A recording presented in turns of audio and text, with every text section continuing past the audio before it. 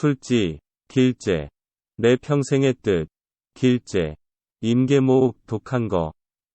개울가에 초가집 지어 한가히 홀로 사니 월백풍청 흙류여 달은 밝고 바람은 맑아. 즐거움이 넘치네. 외객불레 산조어 손님이 찾지 않아도 산새들이 이야기하고 이상 주고 와간서 대나무 둔덕으로 평상을 옮겨 누워 글을 읽는다오. 감상 1호세주.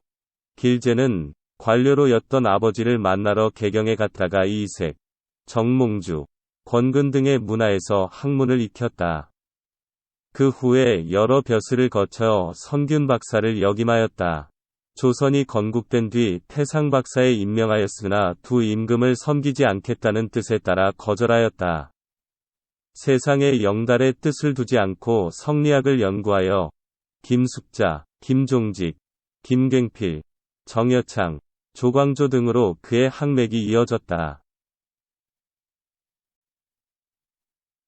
1구를 보자 임계모욱 독한 거. 개울가에 초가집 지어 한가히 홀로 사니 벼슬을 떠나 시골에 살면서 다른 일 하지 않고 공부만 한다면 경제적으로 넉넉하지는 않을 것이다.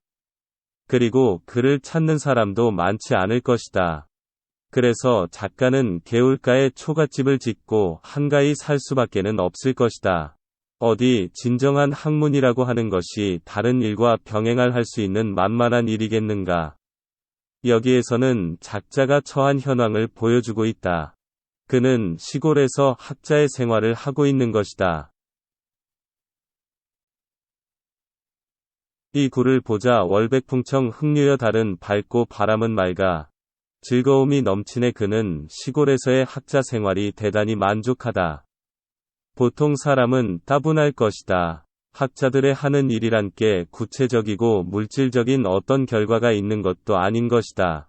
사람은 일을 하면서 그 선과 성과에 따른 보상을 원하는 것이다. 학문하는 사람도 관리가 되어 권력을 쥐고 부귀영화를 누리려는 욕심이 있는 것이다. 그러나 작자는 자신의 가치관에 따른 판단으로 그 길도 스스로 막아버린 것이다. 정말 보통 사람에게는 즐거울 것이 하나 없는 생활인 것이다. 그러면 그는 무엇이 있어 즐거운가? 그것은 달과 바람이다. 달빛이 너무 밝아 천지가 눈 내린 듯 하얗고 바람은 맑다. 그 맑은 바람은 때맞춰 솔솔 불어 더위를 식혀주는 것이다. 이러할 때이면 마음의 흥이 절로 이는 것이다. 그리고 그 흥은 즐거움이 되어 상당히 오래 지속되는 것이다. 여기서는 작자가 자연과 벗하여 자연 속에 동화되어 즐기는 생활을 하고 있음을 보여준다. 아무런 대가 없이 그저 자신이 느끼고 받아들이기만 하면 되는 무진장의 보물을 그는 알고 있는 것이다. 3구를 보자 외계불에 산조어 손님이 찾지 않아도 산새들이 이야기하고 시골의 조용한 학자를 진정한 학문을 연구하는 이외에 누가 찾겠는가. 인간이란 권력과 부를 추구하는데 이와 관련이 없는 작자를 찾는 사람이란 매우 적을 것임은 쉽게 상상할 수 있을 것이다. 그래서 외래의 손님은 오지 않는다고 그는 말한다.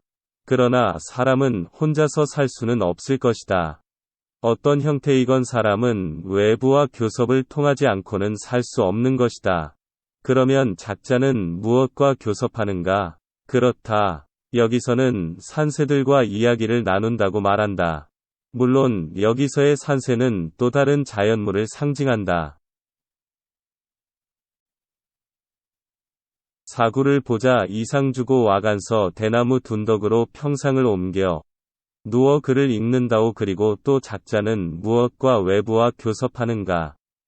그것은 책을 통해서 책 속의 여러 인물과 사건들과 대화하는 것이다. 그래서 책 읽기는 그의 하나의 생활이 되어 있는 것이다. 책을 읽다가 날이 어두워지거나 너무 더워지거나 하면 책 읽기를 제대로 할 수가 없을 것이다. 그러면 그는 이러한 불편한 상태를 해소하기 위해 책 읽기 좋은 곳으로 자유롭게 그 장소를 옮겨가는 것이다. 아무도 간섭하거나 구속하지 않는다. 자기 기분에 맞추어 언제고 어디로나 옮겨갈 수 있는 생활이다. 작가는 시원한 그늘과 적당한 바람이 부는 대나무 언덕으로 평상을 옮겨간다고 했다. 그리고는 책 읽기에 가장 편한 자세로 글을 읽는다는 것이다. 여기서는 누워서 글을 본다고 했다. 물론 처음부터 누워서 책을 읽는 자세가 편하다는 뜻은 아닐 것이다. 장소를 옮겨오기 전까지는 단정한 자세로 오랫동안 글을 읽었을지도 모른다. 그래서 지금은 누운 자세가 편하다는 것이다. 이 또한 자연에 묻어 사는 작자의 특권이다. 구속되지 않는 삶이며 그 즐거움이다. 여기서는 자연 속에서 학문에 정진하며 자유자재하는 학자의 성숙한 생활을 보여주고 있다. 이 시를 통해서 우리는 물러나 자연에 살면서 학문에 정진하는 유유자적한 대학자의 평화롭고 만족한 삶을 느낄 수 있는 것이다. 벼슬에서 물러나 어쩔 수 없이 쫓겨난 사람의 삶이나 우선 물러나 다시 기회를 노리는 사이비 학자의 은둔 생활과는 구별되는 삶을 보는 것이다.